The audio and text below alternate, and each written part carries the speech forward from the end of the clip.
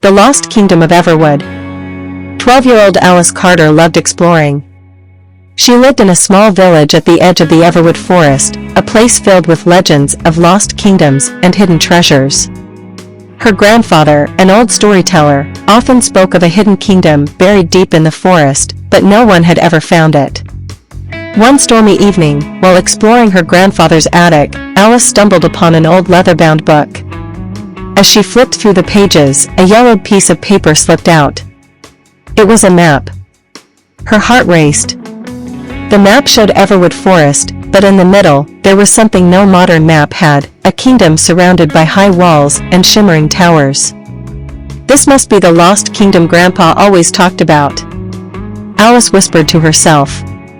She grabbed her backpack, stuffed the map inside, and ran to find her best friend, Ethan Woods. Ethan was a year older than Alice, and just as adventurous. When she showed him the map, his eyes widened. "This could be an ancient treasure map," he said. "We have to follow it." The next morning, with their backpacks packed with food, water, a flashlight, and a compass, they set off into Everwood Forest. As they walked, they followed the landmarks from the map, a twisted oak tree, a sparkling blue stream, and a giant boulder shaped like a bear. Hours passed, and just as Alice was beginning to think they were lost, Ethan gasped. "Alice, look!" In front of them was a massive, stone archway, covered in vines. The map had shown this exact spot.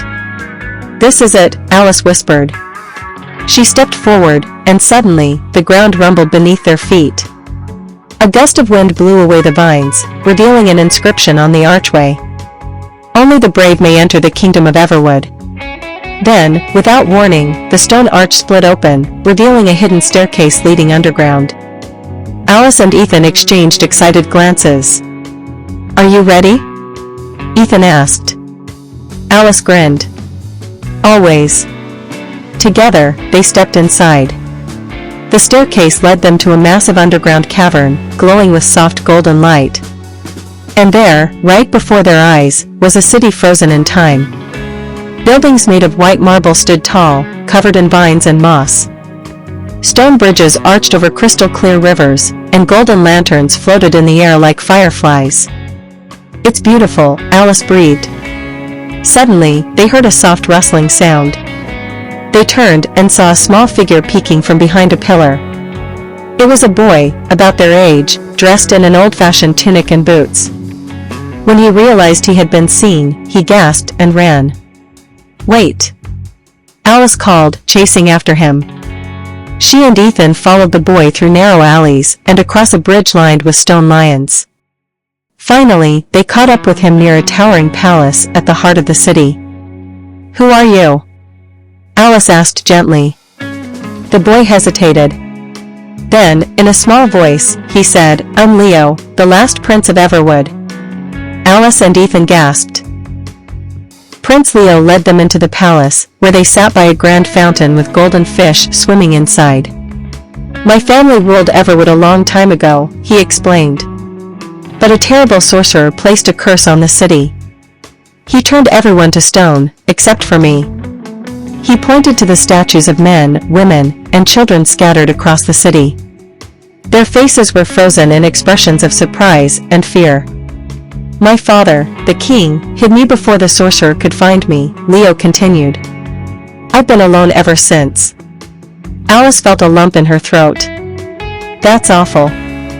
Is there a way to break the curse?" Ethan asked. Leo nodded. "The sorcerer's enchanted staff holds the magic of the curse. If we destroy it, my people will be free." Alice's heart pounded. "We'll help you." Leo's eyes lit up with hope.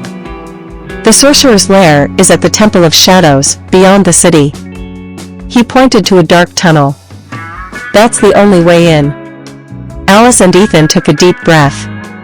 "Then let's go," said Alice. The tunnel led them to a gloomy stone temple, surrounded by thorny vines. Strange whispers echoed throughout the air. Inside, the temple was dark except for a single glowing object at the center, a tall black staff with a red gemstone at its tip. "That's it," Leo whispered. But just as Ethan reached for it, a deep voice boomed through the temple. "Who dares touch my staff?" A figure stepped out of the shadows. The sorcerer had piercing red eyes, long silver hair, and a cloak that swirled like smoke. "You will not break my curse," he hissed, raising his hands. A blast of purple energy shot toward them. Leo dodged. "We have to break the staff." Alice spotted a heavy iron hammer lying nearby. She grabbed it and tossed it to Ethan. "Smash the staff," she shouted. Ethan swung the hammer with all his strength. The moment it hit the staff, a crack appeared along the wood. The sorcerer screamed. "No! My magic!" Alice grabbed the staff and snapped it in half. A burst of golden light filled the temple, and the sorcerer vanished into dust. The curse was broken. As they ran back to the city, the air shimmered with golden sparks. The stone statues began to move, turning back into people. Men, women, and children blinked in confusion as life returned to Everwood. Leo ran to the palace steps, where a tall man in a golden crown stood. "Father?"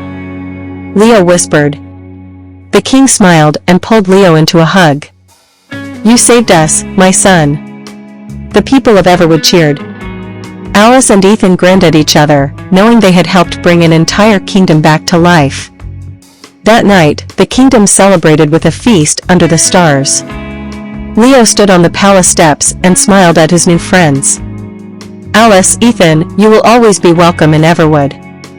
The next morning, as they stepped back through the stone archway, the entrance to Everwood slowly vanished into mist. Alice touched the old map in her pocket, knowing that one day, the adventure would call them back again.